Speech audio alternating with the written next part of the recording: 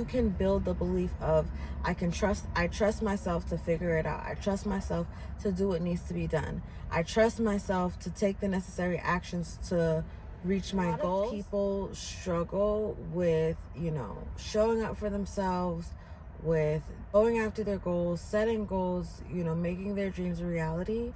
But it all comes down to this one thing, which is to do hard things. And for a lot of people, that looks like exercising, working out, weight training, whatever. But it could be anything. If you have a hard assignment to do that. If you have a difficult conversation to have, anything that you feel like is really difficult and requires a lot of effort and energy for you to do, that's exactly what you should be doing. Because in doing hard things, you train your brain and your body to be uncomfortable in discomfort. So our first point is to do hard things. If you want to build belief in yourself, you need to do hard things, and you will learn a lot about yourself and your own mental strength when you put yourself through hard things intentionally. So for me, what that looks like is weight training and going on 3-mile runs. So I try to run at least 5 to 6 times a week, if not 7 times a week, just because that gets my body in the habit of constantly putting my body through stress. But when it comes down to more mentally demanding tasks, mentally difficult, like more critical tasks, critical thinking tasks, just anything that requires a lot of mental focus and concentration and decision making, when I go on my runs or I make sure I get through my whole weight train schedule, I feel a lot more capable because I've already done something hard and shitty. Which I like working out, but moving those weights, the feeling the burn, like, it's a bittersweet thing. I'm at a point now where I'm comfortable with the pain because I know what the pain means. And that's really where you want to get to where you're not afraid of experiencing pain, but you know what the pain means. You know that, basically if it doesn't kill you, it makes you stronger. And just reinforcing that belief so that when you engage in difficult situations, that feeling of fear or doubt, whatever, you're used to it because you've been there before. When you were weight training, you didn't want to do the weights. When you were on that 3-mile run and you wanted to stop but you didn't. So you're teaching your brain how to keep going, how to be consistent, how to endure through discomfort. So first and foremost, do hard things. That's what's most important at the end of the day, because if you can do hard things intentionally when you're thrust into a difficult situation, like, okay, I can handle this because it's not like what I've been through before. So the more you expose yourself to intentional stress and doing hard things, the easier life gets, because eventually you start running into the same problems, just in different lights and different contexts, and you're much more prepared to handle it, to stay calm through difficult situations. Staying calm when shit is hitting the fan, that's what doing hard things really helps you hone in. That skill is to being able to stay calm no matter what. So the first thing is to do hard things. When you start doing hard things, exercising, working out, just the hardest thing that you feel like you have to do, get in the habit of just doing those hard things and attacking them in the beginning of the day. So you build the habit of grinding out, through difficulty, through discomfort, and, getting the hard shit out of the way. And then, just as the days goes on, your life gets easier, your day gets easier and easier because you did all the hard things at the beginning of the day. You can just tackle more maintenancing tasks, more easy, less mentally demanding tasks. So that was the first thing. The second tip I have is to do 100 reps of whatever you want to get good at. So if you want to get good at video, 100 videos, whether that's YouTube, short form, whatever you want to get good at content, 100 pieces of content. Because when you do at least 100 reps of something, you start to figure out what you know, what you don't know, if you like it, if you don't like it, what aspects of it had you not considered before that now you need to consider. You really start to learn the nuances of the craft that you're trying to learn, or the skill that you're trying to learn, or whatever it is. You start to learn the more nuanced approaches. You start to learn, you immerse yourself in whatever it is to the point where now it allows you to see the multidimensionality of things, basically. Because there's a lot of different ways you can look at things, a lot of different perspectives, a lot of different things that you can make important and not important. But when you do at least 100 reps, you are giving yourself enough time to learn what it is that you're learning, Give your brain enough time to figure itself out. To give yourself at least 100 reps of just figuring out, seeing what you can do, what you can't do, you know, how to get to the next stage, how to get to the next level. You got to give yourself that time to figure it out. It's the learning curve. And then once you figure out, okay, this is the most efficient way to get the desired result, and then you can repeat that and reiterate on that. So for instance, if you are doing 100 reps of video making, do at least 100 videos, improve one thing every time, and then see how you grow and see how things change. That's basically the same thing here. Do 100 reps, whether it's making videos, posting blog posts, posting on social media, doing 100 reach outs, like whatever it is. If you can do at least 100 before you judge yourself on your ability, before you judge yourself on whether or not, you know, you're good or bad, or you want to keep doing it, do at least 100 so you have time to figure it out. It takes at least 20 hours to get decently good at something. So you can also do that. If it's not 100 reps, commit to at least 20 hours. You get decently good at it, and you'll be able to see, do I want to go deeper on this thing, or do I want to just shift gears? Do at least 100 reps of whatever you want to get good at before judging yourself, before tracking metrics, before seeing what the external feedback is, because you need to give yourself and your brain time to learn whatever this new skill or craft is that you're trying to learn. So that's point 2. The third thing is to trust in yourself. Trust in yourself and your ability to figure it out, to learn what you need to learn, to grow, to become who you need to become, can go a long way. So if you trust that you can do it, and even if that means you have to go acquire new information, even if that means that you have to read more, learn more, talk to more people, whatever it is that you need to do, trust that you can do it, and let that be that. Don't worry about, well, you don't have this, you don't have that, whatever. Trust that you can do what you need to do with what you have already, and that already can help you take the first couple of steps, and then you can start to address all these other adjacent concerns.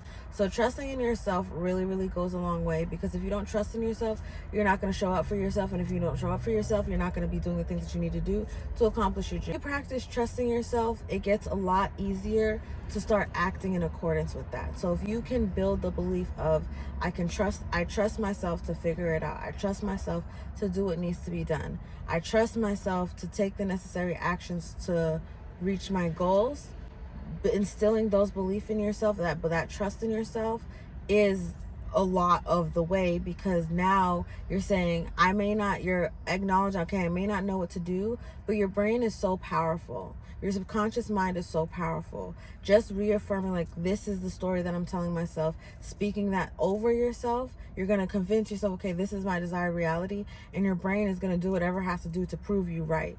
I don't think many people realize that your brain will do whatever it has to do to prove you right. So if you say negative things over you, you say things that you don't want to be true, your brain is going to show you the evidence to prove you right. That's why when you hear information that triggers your beliefs, it's triggering, and you know, it causes certain reactions, because that's not what you believed as true, and it's a new truth, but now your brain doesn't know what to do with that discrepancy in information. Simple aspect of believing in yourself, trusting in yourself, resting on your faith in yourself and your ability to do what you need to do, learn what you need to learn, get done what you need to get done.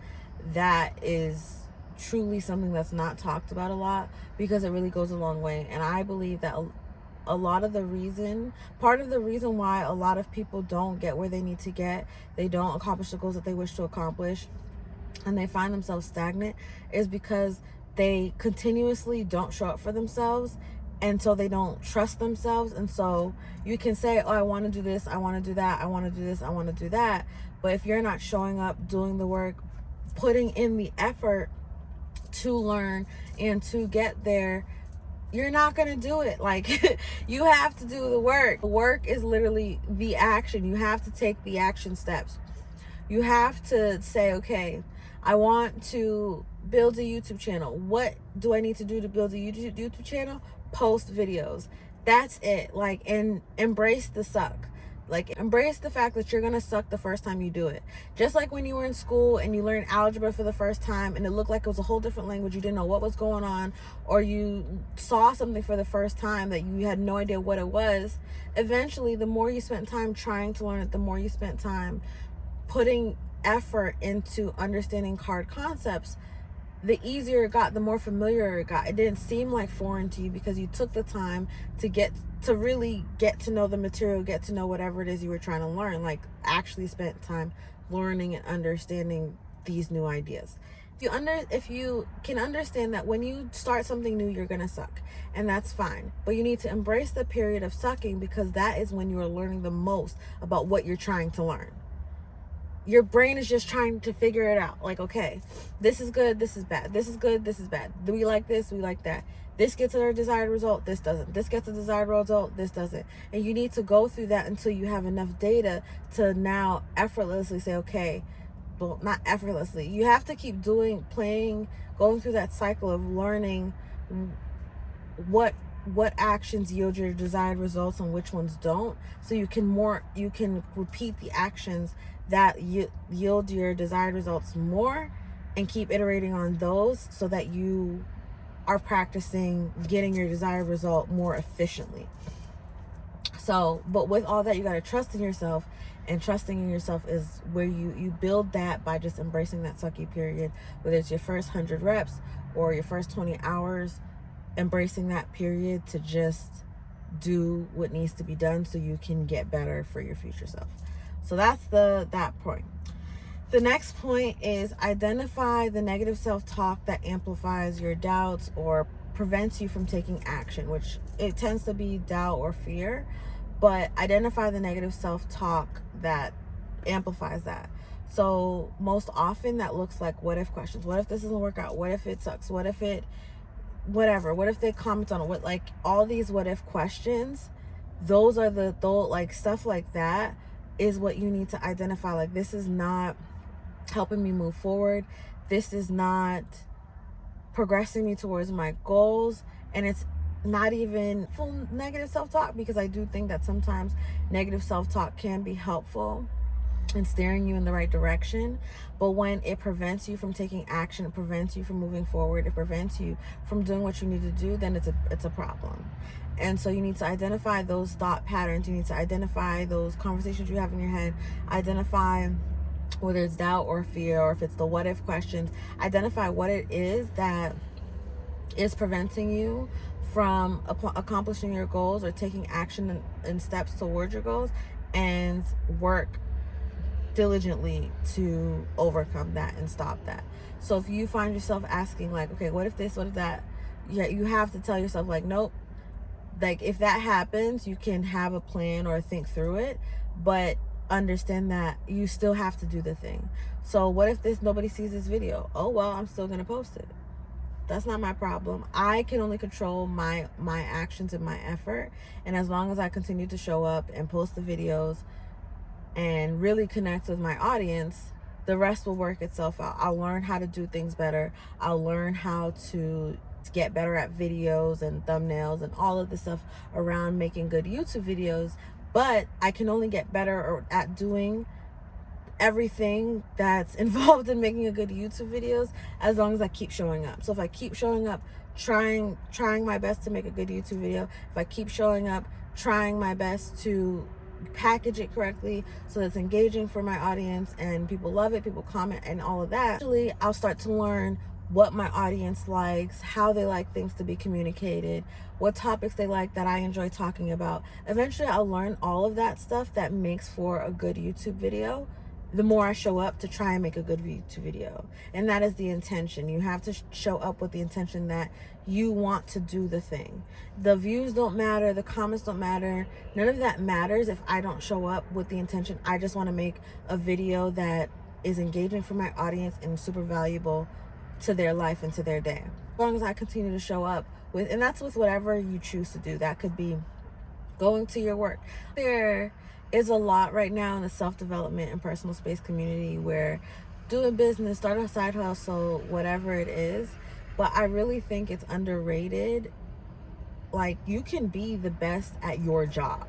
If starting a business isn't for you, you don't have to start one. But I really want people to know that they can be the best person at their job. It's okay to work for an employer. Just be the best person that does your job that you can be. That to where they don't let you go because you are so valuable to the company, and the company would be screwed without you. So you don't have to apply this to building a business.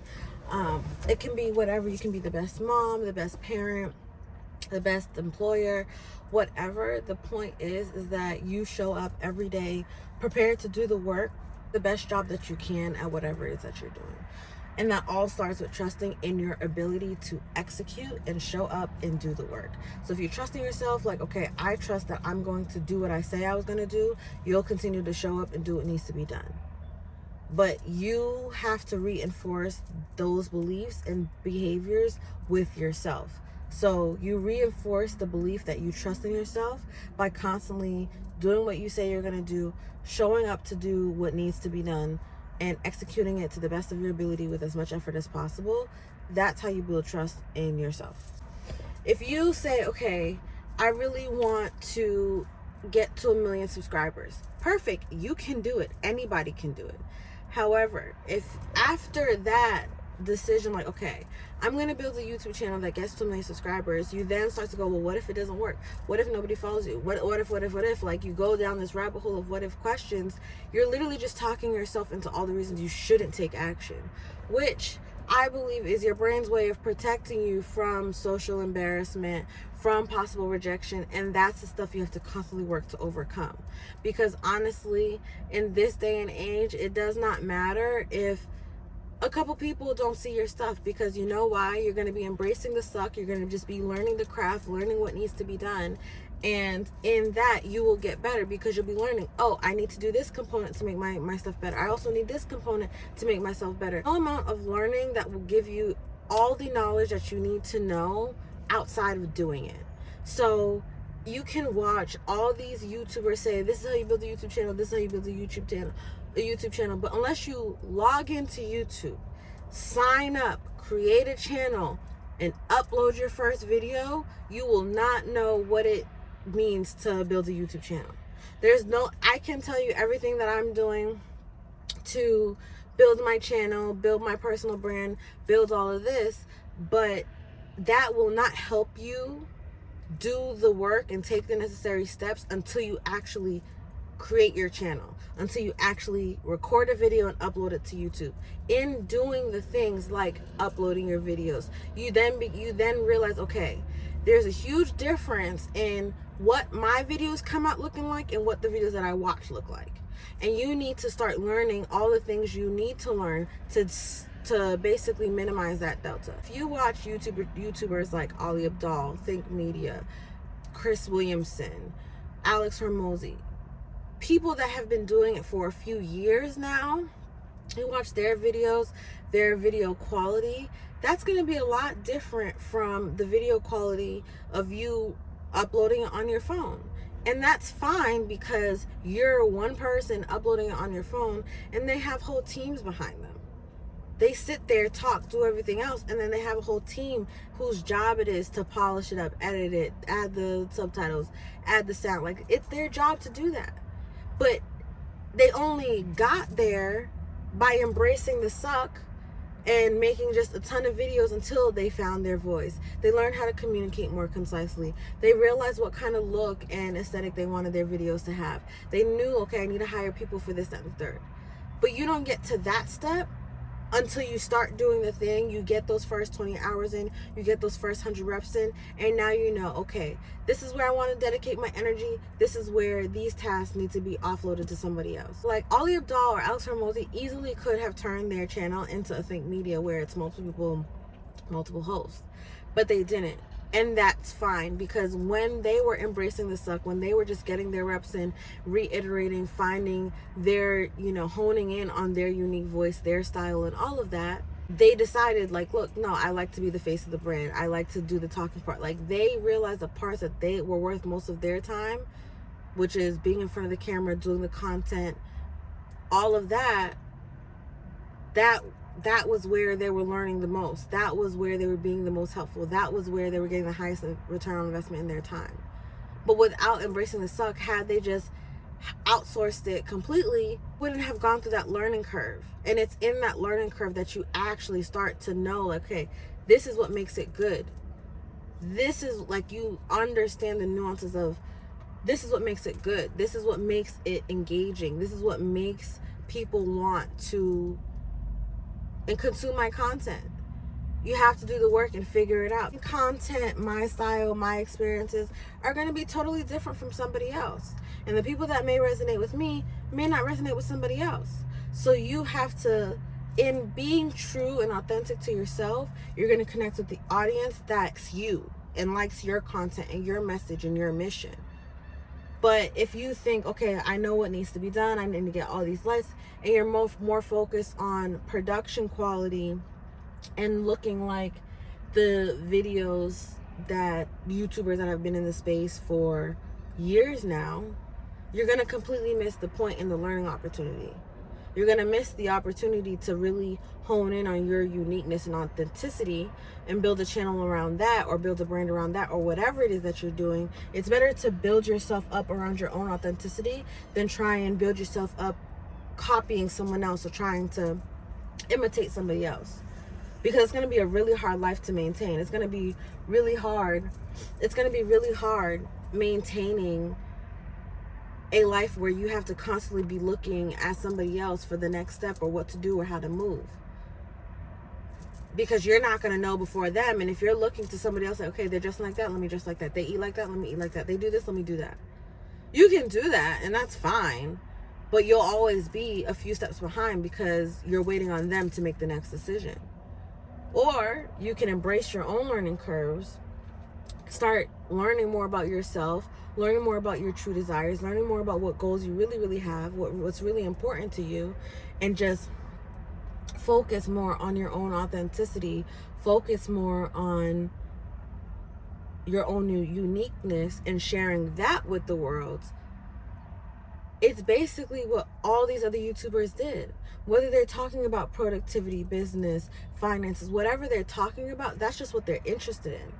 But you follow them because you like them. You like the way they talk. You like the way they deliver things. You like their style. You like whatever it is you like, but you like how they do it. Not the color grading on the video. You're not following them for the color grading on the video. You're not following them because they use whatever mic. You're not following, and I mean, if you are, that's you. But most people follow them because there's something about the person behind the brand or a person behind the channel that they like, or they like the way the channel does it. There's something deeper, because humans want to connect with humans. So there's something deeper about the channel. In this case, we've been talking about YouTube. So there's something different about YouTube, that particular YouTube channel that people resonate with, and that's why they subscribe. So now, if the YouTube channel like Mr. Beast is just in the market of capturing attention, there's no audience avatar that they're really catering to. It's just more like they're playing the attention game. And that's one way to do it.